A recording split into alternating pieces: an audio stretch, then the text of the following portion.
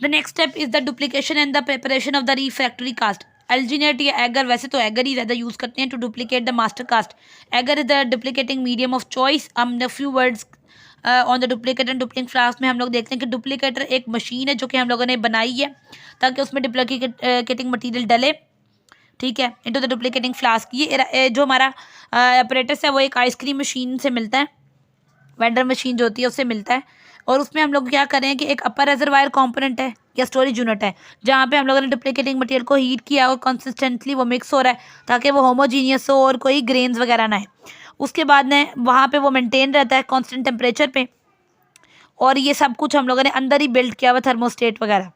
उसके बाद ये जो रिजर्वायर है, डिस्पेंसिंग नोडल है कि अगर उसमें से हम लोगों ने निकालना है तो उसमें से, यानी यू कैन सी, ये देखो ये वेंडर मशीन की तरह अंदर जो है वो मटेरियल है जो कि हीट का हो रहा है, घूम रहा है, उसमें थर्मोस्टेट है और उसकी होमोजेनिसिटी मेंटेन रह रही है, और नीचे ये नोजल है जिससे हम लोग इसको खोलेंगे तो वो मटेरियल बाहर निकलेगा। अब वो रिजर्वायर है जिसमें से वो निकलेगा। Duplicating flask should B place below. अब उस नोजल के नीचे हम इसको रखेंगे, इस डुप्लीकेटिंग फ्लास्क को रखेंगे तो उसके अंदर जो है वो हमारा मटेरियल आ जाएगा। The duplicator has a horizontal table to place the horizontal flask. और यहाँ पे एक प्लेट भी बनी हुई है, इसके ऊपर हम लोगों ने अपना ये फ्लास्क रखना है। And a fan is present below the table to cool the duplicating flask. और बाद में एक फैन भी नीचे लगाया अगर हमने इसको कूल करना है तो। Sophisticated duplicator which helps to pour the duplicating medium in a vacuum chamber are also available. Vacuum based duplicators जो है उनसे क्या होता है, डुप्लीकेटिंग मटीरियल में कोई भी पोरोसिटी नहीं आती। अब डुप्लीकेटिंग फ्लास्क, उसके दो पार्ट्स हैं, एक उसकी बॉडी और एंड रिजर्वायर रिंग और N counter.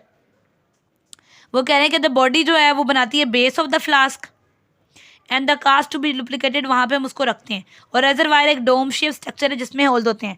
You can see this is the ring area जिसमें होल्स हैं, and this is the body जो कि बेस बनाती है। अच्छा, वेंट होल्स जो हैं वो हम लोगों ने रखे हुए हैं क्योंकि इनके through, you can see in this picture, इसके थ्रू हमारा जो लिक्विड मटीरियल होगा वो अंदर आएगा, ठीक है। The vent hole present on the upper surface of the counter should be aligned to the dispensing nozzle of the duplicator during the duplicating procedure। कि बिल्कुल हमारे इस नोज़ल के अकॉर्डिंग होना चाहिए कि उसकी कितनी है मटेरियल, कितना निकल सकता है उसमें से, उसके अकॉर्डिंग ये होल बनाना ताकि आराम से डुप्लीकेटिंग मटेरियल जो है वो अंदर आ जाए हमारे पास इस फ्लास्क के। अच्छा जी, उसके बाद कह रहे हैं कि master cast can be stoked in a slurry of water for 5 minute. 5 minute duplication से 5 मिनट पहले आपने उसको सोक करना है वाटर में।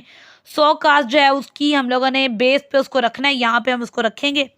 और हमारी जो है cast, so that is 1/4 inch clearance all around the cast. The cast is secured in place on the base of the duplicating flask with the help of the modelling clay. कि cast अपनी जगह पे रहेगी, वो कैसे कि हम लोग उसको जो है ना नीचे क्ले की मदद से जोड़ देंगे। फिर क्या होगा जी, क्ले की मदद से जोड़ने के बाद रिजर्वायर रखेंगे उसके ऊपर, बॉडी ऑफ द फ्लास्क, और उसको भी हम लोगों ने थोड़ा सा साइड से जो है वो क्लोज कर देना कि जब हम रिंग उसके ऊपर रखें, बॉडी रखें, तो ये कहीं बेस के ऊपर से उतरे ना, और अगर हम लोग मटेरियल डालें तो वो मटेरियल इसमें से बाहर ना आए। तो उसको भी हम लोगों ने क्ले से जो है वो फिट कर देंगे अच्छी तरह। डुप्लीकेटिंग फ्लास्क को हम पोजिशन करेंगे in the duplicating unit. Vent hole of the flask should be align below the dispensing nozzle और द डुप्लीकेटिंग यूनिट। नोजल को ओपन करेंगे जितना अगर हमको स्टडी यूनिट्स में चाहिए वो निकल के बाहर आए। फिल कर दे रिजर्वायर रिंग को। देन जब अगर कम्प्लीटली फिल हो जाए रिंग में तो it will flow out to the other vent, के एक में से फिल होके वो दूसरे में से बाहर आ जाएगा, ठीक है। The other agar is allowed to cool, और इस तरह हम उसको कूल होने देंगे जो कि नीचे फ़ैन लगा हुआ है परफोरेटेड टेबल के, उसकी मदद से। After the agar cool base of the duplicating flask gently remove, उसको निकाल लें।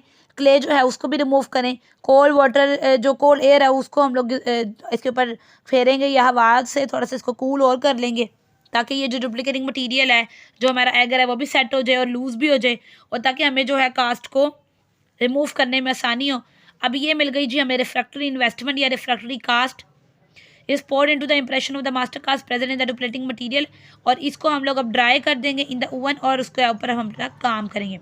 अब हमारे पास सिलिकॉन डुप्लीकेटर भी मिलता है। सिलिकॉन डुप्लीकेटर जो है वो सिलिकॉन मोल्ड्स में बनाता है using the polyvinyl siloxane as the duplicating material.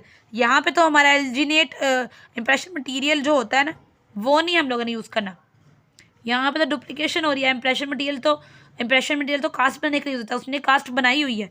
उस मास्टर कास्ट की मदद से जैसे उसको डुप्लीकेट करने के लिए हम लोगों ने अपना एगर यूज़ किया है, और इसमें सिलिकॉन डुप्लीकेटर में हम पॉलीविनाइल सिलोहेक्सेन यूज़ करेंगे एज अ डुप्लीकेटिंग मटीरियल। ये मटीरियल जो है वो मिलता जुलता तो है, बट ये इसकी सेटिंग जो है 6 to 8 मिनट्स है। इसका फ़ायदा है कि अच्छा एक्यूरेट है और स्टेबल भी है, मल्टीपल पोर कर सकते हैं हम इससे, मॉइस्चर वगैरह को एब्जॉर्ब नहीं करता, और जो मटेरियल है वो हाइड्रोफोबिक है।